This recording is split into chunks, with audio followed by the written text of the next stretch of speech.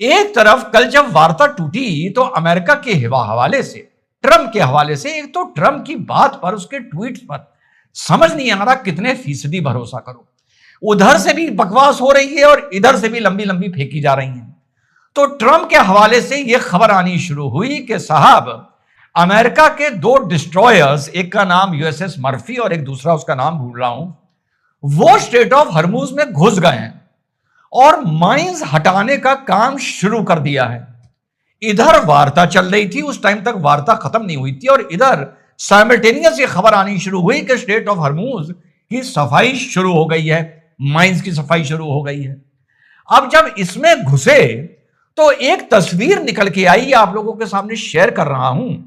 हमारे एक मनीष भाई हैं, वो भी हमको बहुत अपडेट देते रहते हैं, फौज से जुड़े रहे, इंटेलिजेंस से।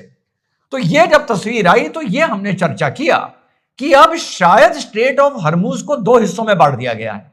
एक बांट दिया गया है जो यूएई का और ओमान का वाटर है, एक बांट दिया गया है जो ईरान का वाटर है, बीच में माना जाता था इंटरनेशनल वाटर है।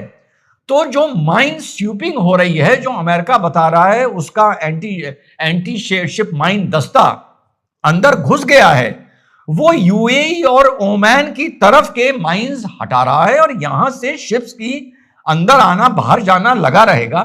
ईरान अपना पॉकेट रोककर, अपना वाटर रोककर बैठा रहेगा। और मेरा कल भी ये मानना था और आज भी ये मान रहा हूं, मेरी यहां पर जितने भी पिछले सालों की स्टडी है, पता नहीं मुझे क्यों अभी भी लग रहा है, चाहे जितना ट्रंप बोल ले, कुछ कर ले, वो स्ट्रेट ऑफ हॉर्मुज को अगर बंद नहीं रखना चाहता, क्योंकि बंद के चलते उसकी नाक कट रही है, तो फिर पूरी तरीके से खोलना भी नहीं चाहता। वो इस स्ट्रेट को एक डिस्टर्ब्ड जोन बनाकर रखना चाहता है, क्योंकि ये खबरें भी आने लगी हैं कि उसका ट्वीट भी आया है, क्या क्या शब्द लिखता है, अपने ऑयल को बता रहा है स्वीटेस्ट, है ना, वगैरह वगैरह। तो साहब वो अमेरिका से ऑयल एंड गैस ली जाइए, मैंने पहले से भी बोल रहा हूं, कल भी बोला था, इतना मैं आज रिपीट कर रहा हूं कि मैं इस बात को ट्रस्ट नहीं कर रहा हूं कि वो चाहता है कि स्ट्रेट ऑफ हॉर्मुज पूरी खुल जाए। तो मैंने जो अपना कल रात को माइंड लगाया और 1-2 लोगों से, सम्मानित लोगों से चर्चा की, वहां पर हम इस निष्कर्ष पर पहुंचे कि साहब शायद यार इन लोगों का आपस में समझौता हो गया है, तुम्हारी बेइज्जती ना हो इसलिए हम तुम्हें यह ऑप्शन दे रहे हैं कि तुम्हारे तरफ का जो वाटर है, फिर से आप देखिए स्ट्रेट ऑफ हॉर्मुज में राइट से या लेफ्ट से शिप अंदर जाती है, वहां से लोडिंग करके फिर दूसरे बॉर्डर से होती हुई बाहर निकलती है, या अगर आप ये मान लें कि ओमान और यूएई की तरफ से अंदर जाती है तो ईरान की तरफ से बाहर आती है, और अगर ईरान की तरफ से अंदर जाती है तो यूएई की तरफ से बाहर आती है, आसान भाषा में। तो ईरान वाला पोर्शन, आसान तरीका यही है। अब ईरान वाला पोर्शन ब्लॉक कर दिया गया है कि जो उधर से ये रूट लेके जाना चाहेगी, जो ईरान से समझौता करना चाहेगी, वो ईरान को टोल टैक्स दे। तो ईरान भी कहेगा कि अब स्ट्रेट ऑफ हॉर्मुज पे मुझे टोल टैक्स मिलना शुरू हो गया, और इधर अमेरिका कहेगा कि देखो मैंने अपनी दादागिरी से, अपने दमखम के दम पर यह टोल टैक्स खत्म करवा दिया। तो कोई इनकी आपस में अंडरस्टैंडिंग हो गई है, क्योंकि अब जो मैं वीडियो अपलोड कर रहा हूं, कल शाम से अब तक यानी लगभग 24 घंटे बीत रहे हैं, कोई भी अभी स्ट्राइक इजराइल और यूएसए की तरफ से स्टार्ट नहीं हुई है।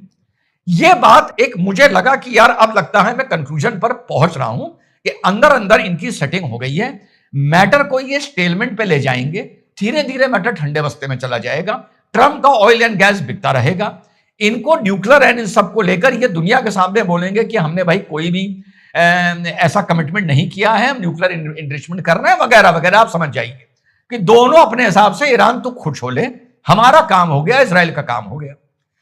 अब रात आते आते नई चीज सामने आ गई कि साहब रील्स आनी शुरू हुई सम्मानित चैनल्स पर कि ईरान की नेवी या ईरान अपने शोर से यूएसए के अंदर आती हुई शिप्स और डिस्ट्रॉयर्स को धमकियां दे रहा है, कह रहा है कि आप यहां से बाहर चले जाइए कि हम आपको हिट कर देंगे, और यह भी बता रहा है कि वो बाहर चले गए, अंदर आने की कोशिश की थी, और ईरान बोल रहा है कि मेरा पूरा स्ट्रेट ऑफ हॉर्मुज पर कब्जा है, पूरा, ये नहीं कि यूएई बॉर्डर, ओमान बॉर्डर और ईरान बॉर्डर, और इसकी चाबी अभी हमारे पास है।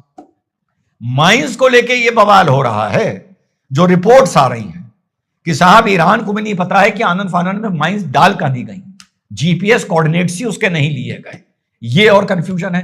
पर यह कंफ्यूजन तो तब हम माने जब हम ये माने कि ईरान और अमेरिका में कोई समझौता हो गया है और अब अमेरिका ईरान की मदद करने के लिए माइंस को हटा रहा है। तो बिल्कुल कॉन्ट्रडिक्टरी खबरें दो तरफ से साथियों मिलने को हमारे पास जितने भी हम सोर्सेस, हमारे क्या सोर्सेज हैं, वही तो सोर्सेज हैं जो पब्लिक डोमेन में है, पर आदमी जिसको ज्यादा इस पर माइंड अप्लाई करना होता है वो ज्यादा घुस के सर्च करता है, ज्यादा चैनल्स का ओपिनियन लेता है। कम से कम भैया मैं लेता हूं, ठीक। यहां के तो आप ये जी और रिपब्लिक और इनको भूल जाइए, ये तो 2 मिनट में स्टूडियो में चीखना शुरू कर देते हैं। क्रक्स एक चैनल है, रुझान उसका अमेरिका की तरफ है, वो भी मैं देखता हूं। उसने दिखाया कि माइंस को डीएक्टिवेट या डिस्ट्रॉय किया जा रहा है, ये कार्रवाई चल रही है, ये क्रक्स दिखा रहा है। मैंने जब सर्च करना शुरू किया तो पता चला कि वो कहीं और के शॉट्स हैं। भला बताइए आप, जिसको क्रक्स अब ये दिखा रहा है कि स्ट्रेट ऑफ हॉर्मुज में डिस्ट्रॉय किया जा रहा है, या स्ट्रेट ऑफ हॉर्मुज ही के हैं पर कहीं कभी पहले के हैं। मैंने कहा भैया थैंक गॉड इसको मैंने इसके दम पर कल कोई वीडियो अपलोड नहीं कर दिया। तो साथियों इस टाइम सच क्या है ये इस वाकई यार पता नहीं चल पा रहा। अंदर की खबरें क्या हैं, अंदर इन लोगों का कोई सेटलमेंट हुआ है, अब मुझे लग रहा है नहीं हुआ है, क्या हुआ है। और अब ट्रंप ने यह बोल दिया कि साहब हम स्ट्रेट ऑफ हॉर्मुज का ब्लॉकेड कर देंगे, यानी अब हम ईरान की शिप बाहर नहीं जाने देंगे, जो ईरान के पोर्ट से निकल रही है हम उसको ऑपरेट नहीं करने देंगे, हम रोक देंगे। और यह भी बोल दिया कि कोई शिप जो ईरान को टोल टैक्स देके निकलेगी हम उसको भी रोक देंगे, हम यह सिस्टम शुरू ही नहीं करने जाते। अब यहां पर हमारी जो कल की मेरी रात की सोच थी वो गलत प्रूव हो गई। एटलीस्ट जो बयान सामने आ रहा है, मुझे लग रहा था कि दोनों अपना अपना किनारा पकड़ लेंगे कि तू भी खुश रहे, तू भी अपनी इज्जत बचा के रख और हमारी शिप्स को निकलने दे। अब अमेरिका कह रहा है कि तुमने ईरान को भी टोल दिया तो हम तुम्हें यहां से पार नहीं जाने देंगे। साहब बड़ी मुसीबत हो गई। इंडिया अगर टोल देने पर भी आए मान लो तो वो कहेगा अमेरिका कि हम तुम्हें, ये जो अमेरिका की तरफ से बड़ी पक्की खबरें आ रही हैं सीधे व्हाइट हाउस से, अब समझ नहीं आ रहा साला ये मामला है क्या। और आने वाले वक्त में अगर ईरान का शिप्स का ब्लॉकेड होता है तो सबसे ज्यादा नुकसान चाइना का। चाइना के लिए बात मैं पहले से बोल रहा हूं, एक दिन आप जाके देख लीजिएगा, ये बहुत बड़े खेल हैं। चाइना अमेरिका को वो हथियार बनाने के लिए जो चाइना के खिलाफ कल को इस्तेमाल हो सकते हैं उसके लिए वो रेयर अर्थ बेचता है। माने इनका तो कैपिटलिज्म जो है वो इस लेवल पर चला गया है। ये उस जमाने की पहले की तरह की अब कोल्ड वॉर नहीं है जैसी नेटो और वार्सो या यूएसएसआर और यूएसए में हुआ करती थी, आयरन कर्टन वाली। अब ये नहीं है। तो चाइना को तो अमेरिका सेट कर ले जाएगा। ये मैं बात बहुत पहले से बोल रहा हूं कि भैया तेल तुम मुझसे ले लीजो, तू इस मामले में मत पड़, मैं ताइवान के मामले में कल को नहीं पढ़ूंगा। और अमेरिका हम यूक्रेन से विड्रॉ कर जाएंगे, यूएसए रशिया को लेकर।